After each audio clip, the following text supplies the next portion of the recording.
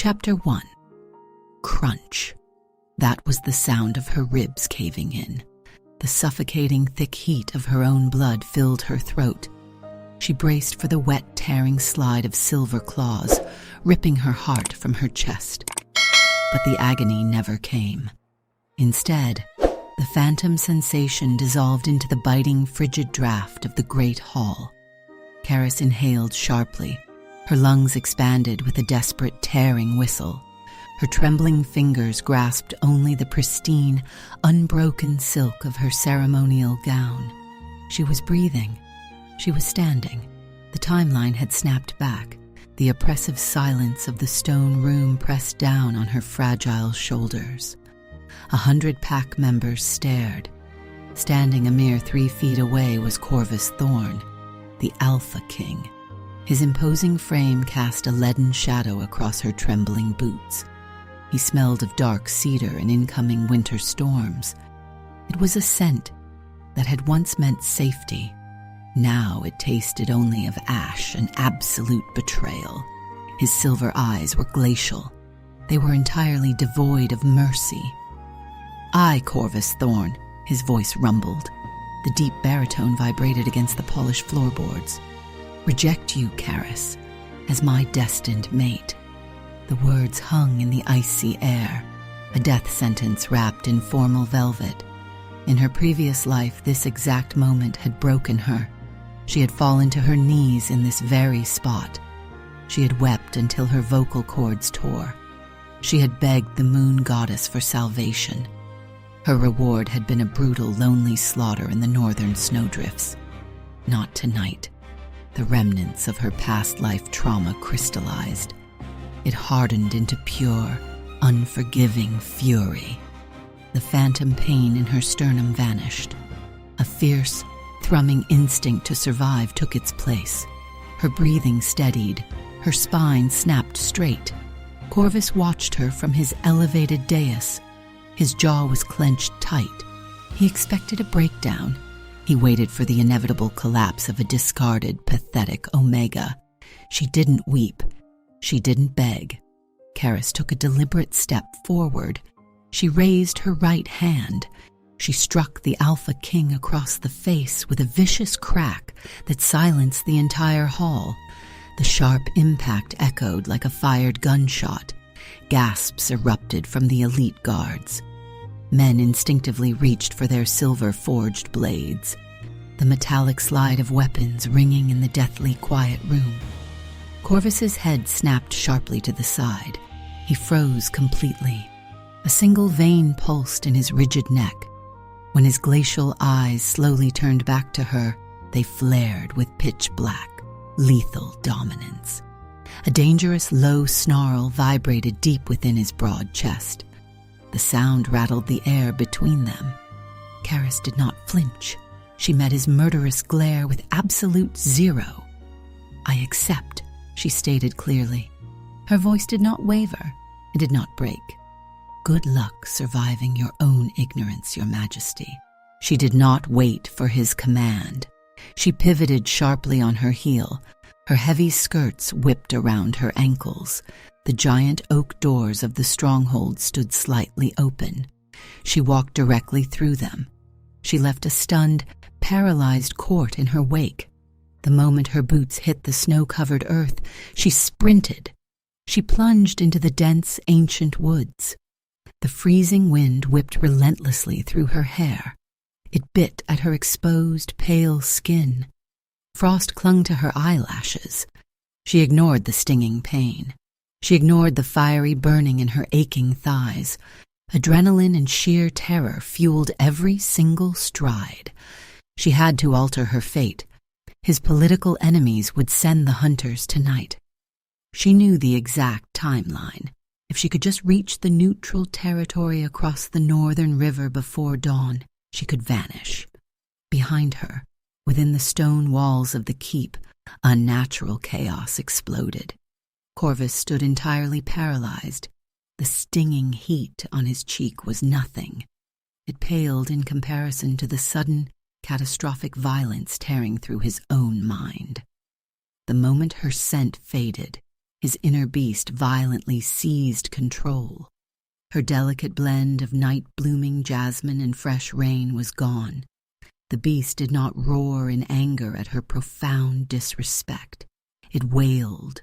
A blinding, paralyzing wave of grief slammed into his ribs. The sheer force of the emotion forced the Alpha King down onto one knee. He clutched his chest, gasping desperately for air. His wolf was clawing at his sternum from the inside. It howled a song of absolute devastating loss. This made no logical sense. He had just rejected a weak, politically useless mate. He should feel liberated and powerful. "Mine," his beast snarled. The mental voice was a fragmented, desperate plea. "You killed her. You killed our soul." Corvus's vision blurred with unexplainable, agonizing panic. He did not understand the phantom stench of copper blood flooding his senses. He did not understand the visceral, flashing image of her lifeless, hollow eyes. He only knew one undeniable truth. He could not let her leave his territory. Deep in the frozen forest, Karis pushed her mortal body to its absolute limit. The dense tree line began to thin out. The crisp scent of the border river filled her lungs, wet stone and icy water. She was almost there, just 50 more yards. 20 yards. 10. A deafening sound of displaced snow exploded right behind her. The air pressure plummeted drastically. A suffocating aura of dark cedar and volatile ozone crashed over her. It hit her like a tidal wave. Before she could turn around, a colossal weight slammed into her spine. She was thrown violently forward. She sank deep into the freezing, powdery snow. The breath was knocked from her lungs in a sharp, painful exhale. A towering black wolf stood over her. He was larger than any natural beast. His massive paws bracketed her fragile shoulders. He pinned her securely to the frozen earth. Hot, rhythmic breath ghosted over the sensitive shell of her ear. Razor-sharp fangs gleamed in the pale moonlight. They hovered mere inches from her rapidly pulsing throat. Karis squeezed her eyes shut. She prepared for the lethal, tearing bite. Instead, a deep, resonant voice echoed directly inside her mind. The telepathic tone was fractured. It trembled with a raw, shattered emotion that defied all logic. "Why?" Corvus demanded. His mental voice broke under the weight of an unseen agony. "Is my wolf screaming that I just murdered you?" Chapter 2. The snow beneath her spine was freezing, yet the radiating heat of the colossal beast burned right through her thin silk dress. Karis stared up into eyes the color of liquid mercury. The feral intellect behind them was undeniable. He was waiting for an answer she could not possibly give. How could she explain the timeline? How could she tell him that his own assassins had torn her throat out exactly 3 hours from now, in a previous life?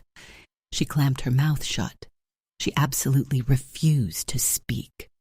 A low, vibrating growl rumbled deep in the black wolf's chest. The sound was a physical weight. It pressed the remaining air from her lungs. He did not bite her flesh. He did not strike. Instead, the overpowering scent of ozone and dark cedar intensified. It swallowed her whole. Bones cracked and reshaped in a fluid, violent symphony of magic. Within seconds, the towering wolf dissolved. He became the broad, imposing figure of the Alpha King. Corvus knelt over her. He was naked and completely unbothered by the biting frost. His skin was flushed, with preternatural heat. His breathing was harsh and erratic. Before Karis could scramble away, his large calloused hands clamped around her waist. He hauled her violently against his chest. Her boots left the snowy ground entirely. She thrashed wildly. Her fist struck his solid shoulders, but it was like punching a mountain of granite. "Put me down," she hissed. Her voice was sharp with sudden, raw panic. "You rejected me. By the laws of the moon, I am exiled." "The laws be damned," Corvus snarled against her cold hair. His voice was a dark, dangerous rasp. It lacked all the regal composure he had displayed in the great hall. The feral instinct of his inner wolf had completely hijacked his logic. He buried his face in the sensitive crook of her neck. He inhaled her scent of rain and jasmine as if it were pure oxygen. A possessive tremor ran through his powerful frame. He carried her effortlessly through the iron gates. He bypassed the stunned perimeter guards. He marched directly into the ancient keep, ignoring the chaotic whispers of his pack. He did not stop until he kicked open the heavy oak door of his private quarters. He dropped her onto the center of his sprawling, fur-lined bed. The mattress absorbed her fall. "Do not move," he commanded. His silver eyes locked onto hers. They were dark and swirling with an irrational, possessive madness. Karis scrambled backward against the carved headboard. Her heart hammered against her ribs like a trapped bird. This was entirely wrong. This was off script. In her past life, she had run, and he had let her go. He had never chased her. He had never brought her into the inner sanctum. The timeline was warping. It was cracking under the immense pressure of her defiance. 10 minutes later, the heavy chamber door swung open.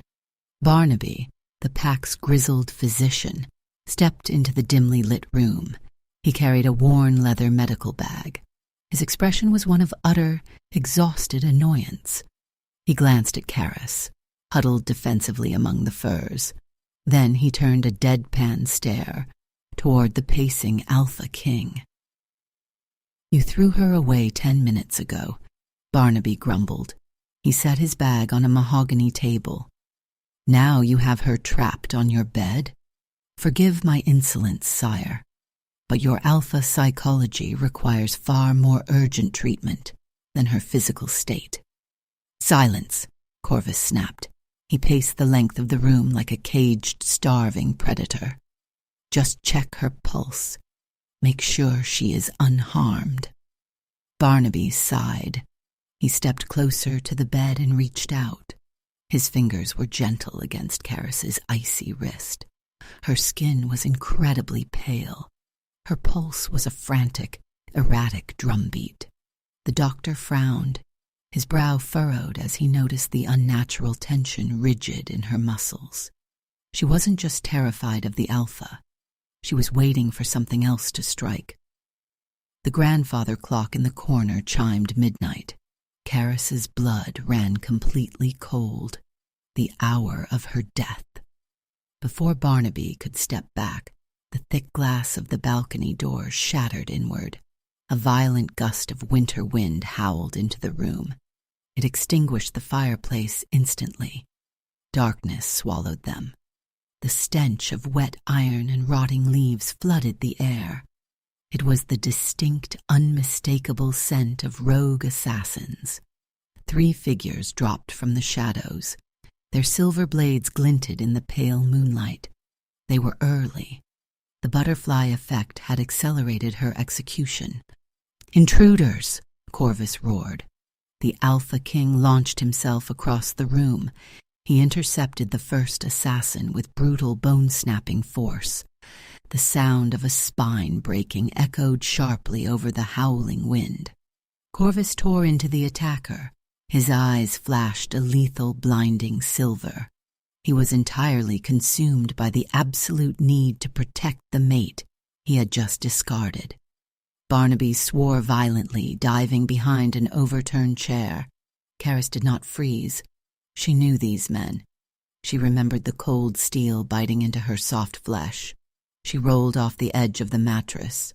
Her hands desperately searched the floorboards for a weapon. She found a heavy iron poker near the ruined hearth. A second assassin lunged at her from the blind spot of the bed curtains. She swung the iron poker with all her remaining strength. It connected with the side of his knee. He let out a sharp grunt of pain, but she was too slow. The man was a highly trained killer. He recovered instantly. His dagger sliced through the air in a deadly silver arc. Karis threw her arm up to block her face. The blade grazed her forearm. The silk fabric of her sleeve tore open. A long, shallow cut bloomed across her pale skin. Pain flared, sharp and biting. Crimson blood welled up. It dripped slowly onto the polished wooden floorboards. Then everything stopped. The metallic, coppery scent of blood did not fill the room. There was no sweet, sugary aroma of a frightened omega. Instead, an intoxicating, suffocating fragrance exploded into the enclosed space. It was the scent of burnt nightshade and crushed black diamonds. It was ancient. It was terrifyingly powerful. It was the scent of prime royal blood. The assassin's dagger halted midair. The man's eyes widened in absolute paralyzing horror. The scent hit his wolf like a physical blow. It forced his knees to buckle. His weapon clattered uselessly against the floorboards. He stared at the blood dripping from Karis's arm. His breathing turned shallow, rapid and terrified. Slowly the killer bowed his head. He pressed his forehead against the icy floor, right at the tips of her boots. "Your Majesty?" he whispered. Chapter 3. Corvus did not hesitate. The assassin kneeling before Karis was a threat, and his feral mind recognized nothing else. In a blur of lethal motion, the Alpha King crossed the room, his claws extended, glinting silver in the dark. With a single devastating swipe, he severed the assassin's spine. The man collapsed into a lifeless, crumpled heap of dark fabric and spilling crimson. Corvus turned to the third intruder. Pure, unadulterated savagery possessed him. He tore the man apart, leaving only ruined flesh and fractured bone on his polished floor. Silence descended. The suffocating scent of burnt nightshade and crushed black diamonds lingered heavily in the air. It completely swallowed the metallic, coppery stench of death. Barnaby crawled from behind the overturned chair. His hands shook violently. He stared at the pooling blood beneath Karis's boots, then at the shallow, bleeding cut on her arm. He pulled a glass vial and a clean silver cloth from his worn medical bag. "Give me your arm, child," Barnaby whispered. His voice was utterly devoid of its usual gruffness. It was incredibly fragile. Karis extended her arm. She felt no pain, only a numb detachment. The old physician brought the blood-stained cloth to his nose. He inhaled once. His weathered face drained of all color, turning a sickly, ashen gray. "By the goddess," Barnaby breathed out. The glass vial slipped from his trembling fingers. It shattered against the hardwood floorboards. "You are not an Omega." Corvus froze. He stood amidst the carnage of his own making, his broad chest heaving. The feral darkness in his eyes dimmed, replaced by a sudden violent storm of confusion. "Speak plainly, Barnaby." "The scent," the physician stammered, backing away from Karis as if she were a deity descending from the sky. "It is the ancient bloodline. She is a chrono weaver." The words dropped like leaden weights into the frigid room. A chrono weaver. A myth whispered only in the darkest corners of werewolf history. They were creatures of absolute temporal magic, hunted to near extinction centuries ago, for their power to manipulate fate itself. "Their ultimate defense," Barnaby continued, his voice barely a rasp over the howling wind outside. "When a weaver is brutally murdered, their life force fractures. It rewinds time to the point of origin to save them. But there is a curse."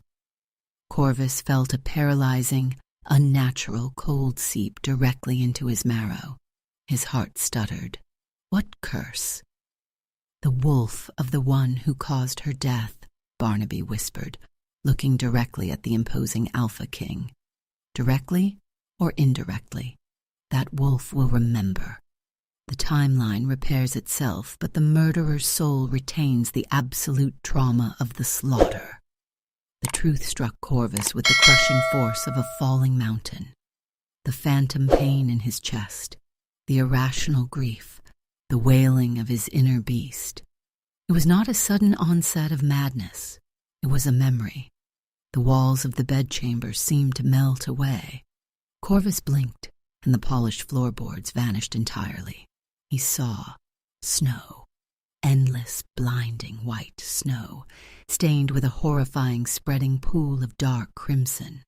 He saw Karis lying in the center of it. Her skin was translucent, devoid of all vital warmth.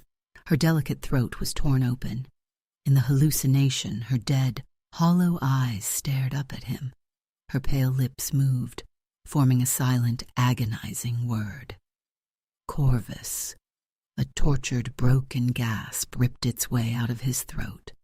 The Alpha King, the most feared apex predator on the continent, stumbled backward. His knees hit the floorboards with a dull thud. He looked down at his own hands. In his fractured mind, they were coated in her thick, sticky blood. He had killed her by rejecting her, by exiling her into the frozen, treacherous woods. He had signed her death warrant. He had handed her directly to the assassins. Karis, Corvus choked out. The name scraped against his vocal cords like swallowed glass. He crawled toward her, dragging his massive frame across the blood-slicked wood. He reached out with trembling, desperate fingers. He needed to touch her. He needed to feel the warmth of her living pulse against his skin. He needed to beg for a forgiveness he knew he did not deserve. Karis looked down at him. Her expression was completely blank. The soft, loving girl who had worshipped the ground he walked on was dead. She had died alone in the snow. She took a deliberate step back. She pulled her injured arm far away from his reaching hand. "Do not touch me," she stated. Her voice was a blade of pure, unforgiving ice. "You made your choice, Alpha. You threw me to the wolves. I just refused to die for you a second time." The rejection was a visceral, physical blow. Corvus flinched violently. The agony in his chest was excruciating, tearing his soul to ribbons. His beast whined, a pathetic, gut-wrenching sound that echoed miserably in the quiet room. He had shattered the most precious thing in the world, and now she was looking at him as if he were nothing but a stranger. "I will fix this," Corvus vowed. His voice broke under the terrible weight of his guilt. Tears, hot and stinging, welled in his silver eyes. "I swear it on my life, Karis. I will protect you." "Your protection is what got me killed," she replied coldly. Before Corvus could speak another desperate word, the ground beneath them violently trembled. A deep, resonant blast tore through the winter night. It was the sound of a colossal war horn vibrating with dark, threatening magic. The sound rattled the marrow in their bones. Karis spun toward the shattered balcony doors. The pale moonlight was entirely gone. The night sky had turned a sickly, bruised crimson. Hundreds of flaming torches pierced the darkness of the surrounding forest line. The overpowering scent of rotting pine and feral bloodlust washed over the keep. Through the howling wind, a booming, monstrous voice echoed across the frozen valley. It belonged to the king of the northern wolves, the true mastermind, the architect of her previous death. "Corvus Thorn," the voice thundered, shaking the remaining glass in the window frames. "Bring out the time sacrifice, hand over the weaver, or watch your entire pack burn to ash." Chapter 4. The fortress walls vibrated with the Northern King's booming ultimatum. Dust rained down from the vaulted ceiling. Outside, the frozen valley was alight with hundreds of enemy torches, painting the snow a violent, sickly crimson. Corvus slowly rose to his feet. The crushing weight of his past life sin still paralyzed his lungs. but the immediate threat to Karis forced his inner beast into a lethal, defensive frenzy. His silver eyes hardened into chips of glacial ice. He turned toward Barnaby.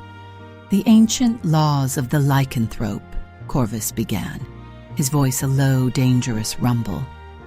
"A rogue chrono weaver is considered a divine sacrifice. Any alpha may claim her life for the favor of the moon. But Aluna..." Barnaby's weathered eyes widened in sudden realization. Aluna belongs to her king. To touch a crowned, fully claimed mate is an act of total war. It forces the Northern Pact to break the absolute treaty of the ancients.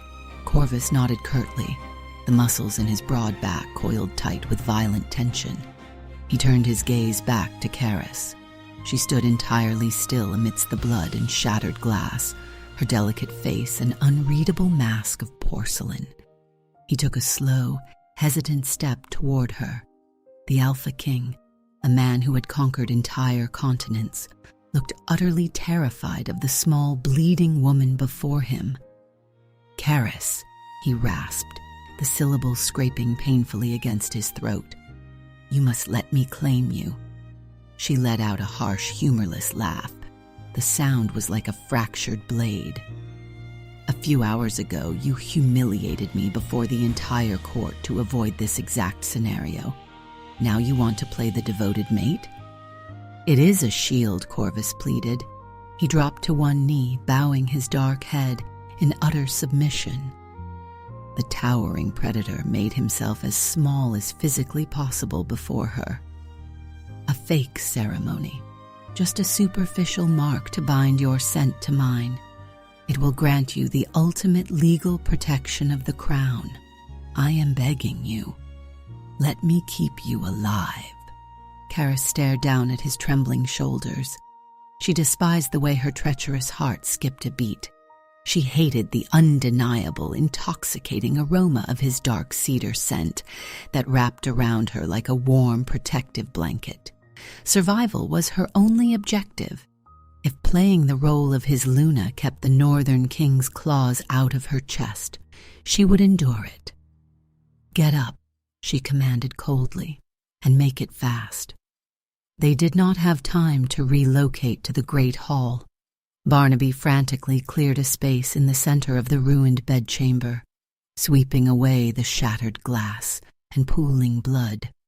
He dragged a heavy iron pedestal from the corner, placing a silver chalice and a ceremonial dagger upon it. The physician muttered ancient prayers under his breath, his hands shaking as he lit a single white candle. Outside, the enemy war horns blasted again. Time was running out. Corvus stepped up to the makeshift altar. He shed his ruined, blood-soaked shirt, exposing the heavily scarred, imposing landscape of his chest. His skin radiated a preternatural, suffocating heat. Karis stood opposite him. She was entirely dwarfed by his colossal frame. "Give me your hands," he whispered. She lifted her trembling fingers. Corvus enveloped them completely in his large calloused palms. His touch was incredibly gentle, a stark contrast to the feral violence he had just unleashed upon the assassins. A violent spark of static electricity snapped between their palms. The atmosphere in the room shifted instantly. The biting winter draft vanished, replaced by an overwhelming magnetic tension. Corvus pulled her closer. There was barely an inch of space left between their bodies. Karis could feel the frantic, heavy thudding of his heart against her collarbone. He was burning alive from the inside out. His silver eyes darkened to the color of a bruised midnight sky, completely consumed by an agonizing primal hunger. He wanted this to be real. His inner wolf was purring, a deep, resonant vibration that hummed through his chest and directly into hers. Karis bit the inside of her cheek to ground herself.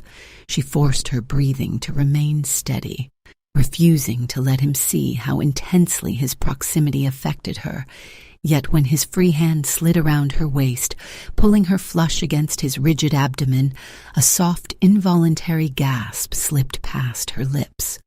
The sound shattered his remaining control. Corvus leaned down, his face buried into the crook of her neck. His hot breath ghosted over her pulsing scent gland.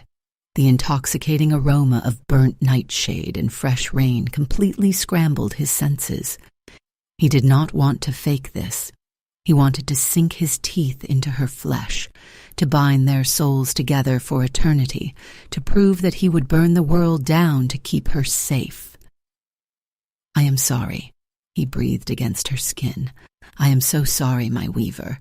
He opened his mouth. His elongated, razor-sharp fangs grazed the delicate surface of her pale neck. The exact moment his teeth pierced the first layer of her skin, the universe violently tore open. A blinding shockwave of golden temporal magic erupted from Karis's blood. It blasted outward, shattering the remaining furniture and sending Barnaby flying against the far wall. The magic did not harm Corvus physically. Instead, it struck his mind with the destructive force of a falling meteor. The blood bond acted as a conduit. The curse of the Weaver activated in its purest, most horrifying form. Corvus was brutally ripped from reality. He did not just see a fleeting hallucination this time. He lived it. He felt the biting, agonizing cold of the snow. He felt the lethal, tearing pain of the silver claws ripping through her ribs. He felt her desperate, suffocating terror as her lungs filled with her own blood. He experienced every single fraction of a second of her agonizing death, magnified by 1,000. He felt the exact moment her soul shattered, and he knew with absolute crushing certainty that his own arrogance had guided the blade. The temporal explosion faded, sucking the golden light back into Karis's veins. Corvus released her instantly. He staggered backward, his hands clawing at his own face. A sound escaped him, a raw, guttural, entirely un-alpha wail of absolute despair. It was the sound of a man being torn apart from the inside. His knees hit the floorboards with a heavy thud. He collapsed completely, folding his massive body over the base of the iron altar. The invincible king of the dark wolves buried his face in his hands. Right in front of his mate, right in front of his physician, Corvus Thorn began to weep. Violent, breathless sobs racked his broad shoulders. He gasped for air, entirely broken, endlessly repeating a single, devastated plea to the cold stone floor. "Forgive me. Please, goddess, forgive me." Chapter 5. The paralyzing sound of Corvus's weeping was abruptly drowned out. A deafening, catastrophic explosion tore through the eastern wall of the bedchamber.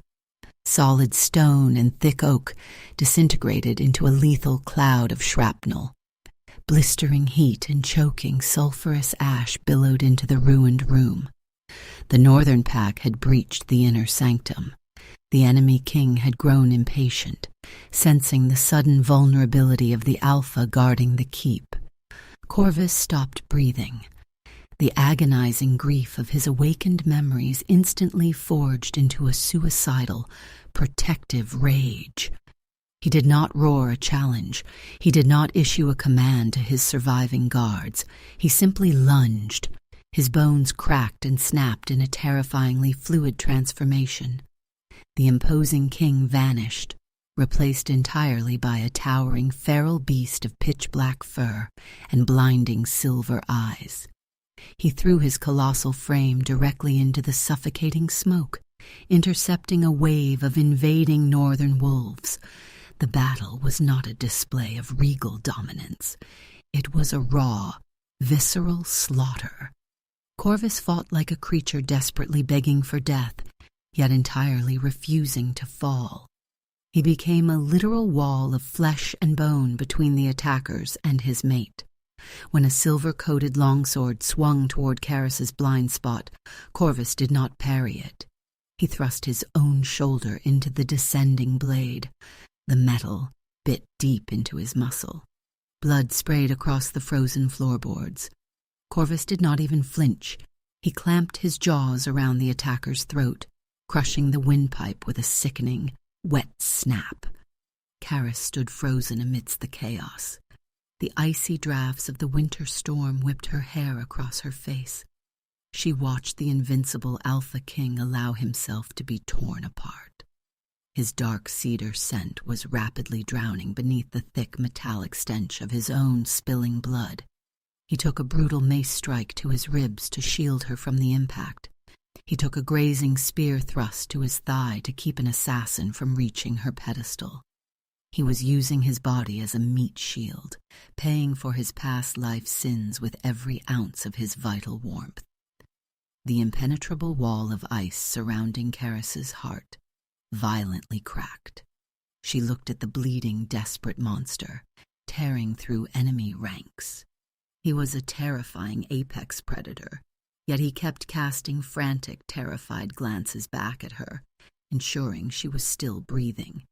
He was entirely willing to be butchered if it meant she survived the night. A profound, shattering realization washed over her. She did not hate him. The resentment that had fueled her survival was entirely gone. She only hated the cruel, twisting hands of fate that had doomed them both. Suddenly, a terrifying silence cut through the roar of battle. The Northern King emerged from the swirling snow and smoke. He stood upon the edge of the ruined balcony, his imposing figure cloaked in heavy furs.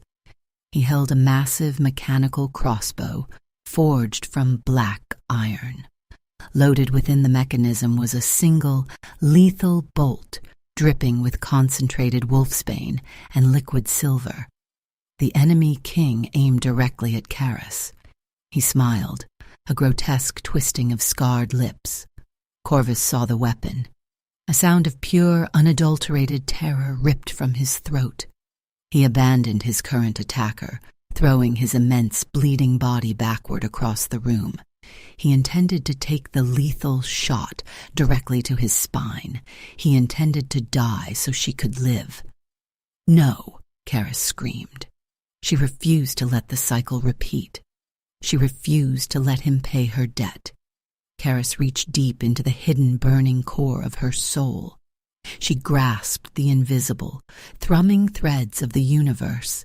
With a forceful, agonizing push of her willpower, she violently dragged the fabric of reality to a halt. A blinding shockwave of golden temporal magic exploded outward. The world instantly plunged into a thick, viscous silence. The howling winter wind ceased. The falling snowflakes hung perfectly suspended in the frigid air. The roaring flames of the scattered torches froze, looking like jagged pieces of glowing amber. Time crawled to an absolute grinding stop. Karis gasped for air. Her lungs burned as if she were inhaling crushed glass. Manipulating the physical world took a devastating toll on her fragile mortal body. She watched the poisoned silver bolt creeping through the air at an agonizingly slow pace. It was inches from Corvus's back. She stepped forward. Her boots felt like leaden weights. She reached out with trembling, pale fingers and snatched the lethal bolt right out of the frozen air. She threw it to the ground. A triumphant, exhausted sob escaped her lips. She had done it.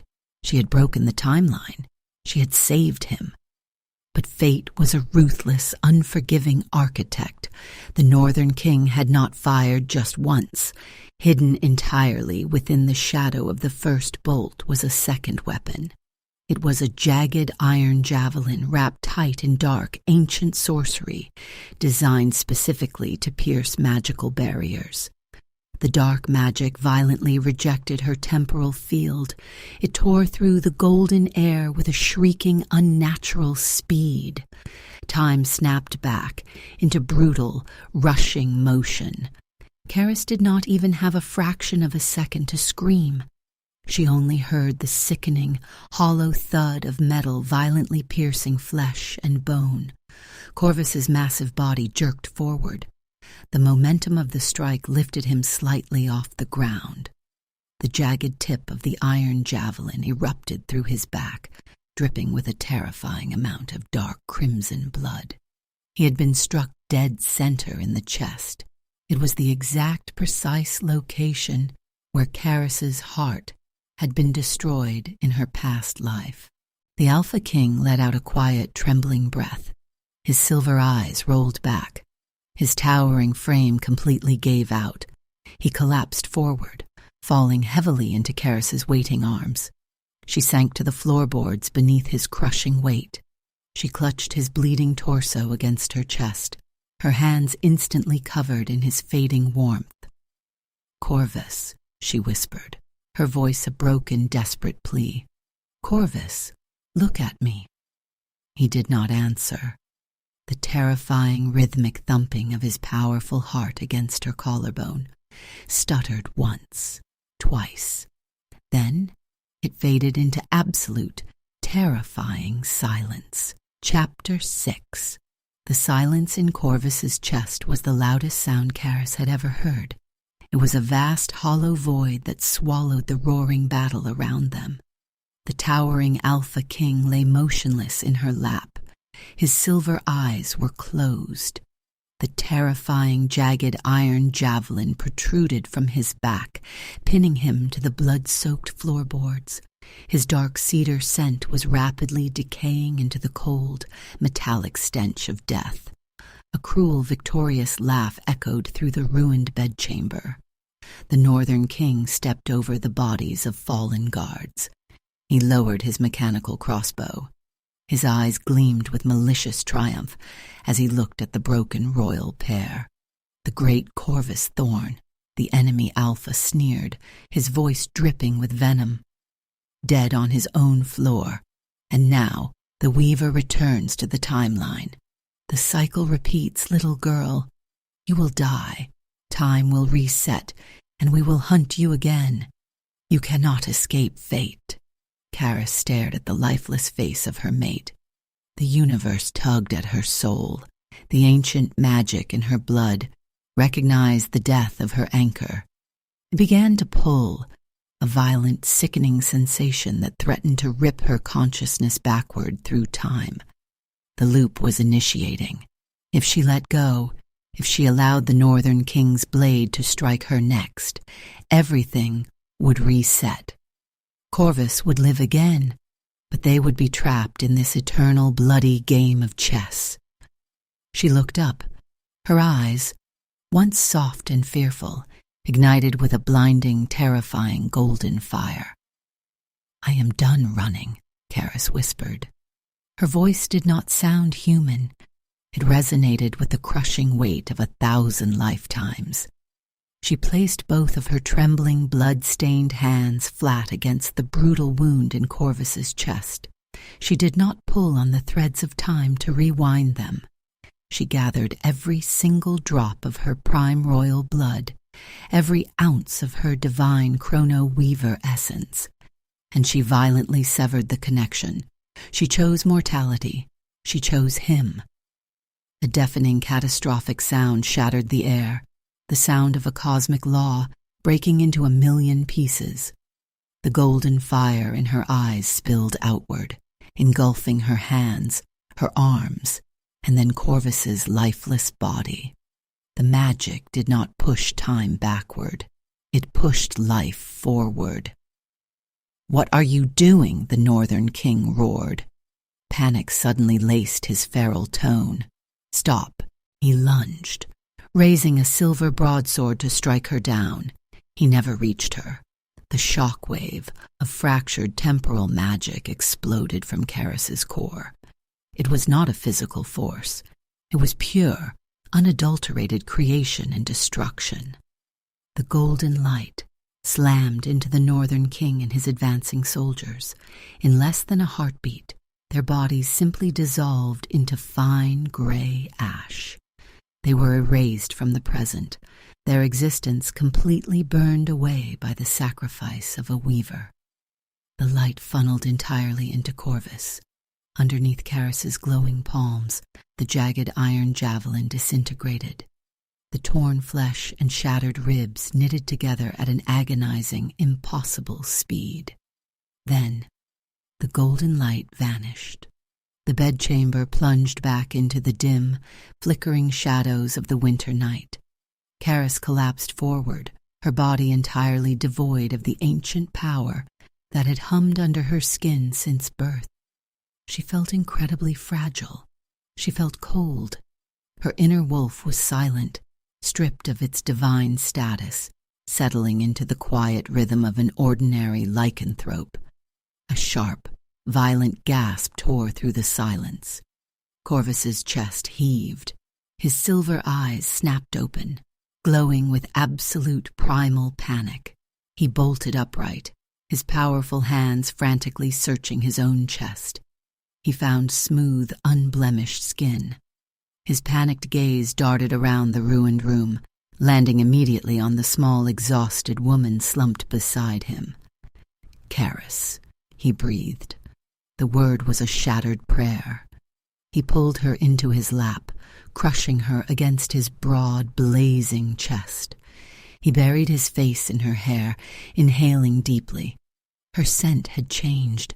The intoxicating aroma of burnt nightshade and ancient diamonds was gone. All that remained was the soft, earthly scent of night-blooming jasmine and fresh rain, the scent of a normal mate. "You broke it," Corvus whispered, his voice trembling violently. Tears slipped down his scarred cheeks, burying into her shoulder. "You gave it all up for me. Why?" Karis rested her head against his hammering heart. The steady, powerful thumping was the most beautiful music she had ever heard. She lifted a pale, exhausted hand to cup his jaw, wiping away a stray tear with her thumb. "Because a life without you," she replied softly, "is a timeline I refuse to live in." Corvus let out a broken, relieved sob. He leaned down, capturing her lips in a kiss so tender, so incredibly reverent, it completely erased the agonizing memories of their past life. There was no feral dominance here, only absolute devotion. 6 months later, the biting winter storm had finally broken, leaving behind a serene, glistening blanket of white over the newly rebuilt Black Wolf Keep. Inside the royal chambers, a colossal fire roared in the hearth, radiating a comforting, sleepy warmth. Karis sat nestled in the center of a massive velvet armchair, entirely buried beneath 3 layers of thick, luxurious furs.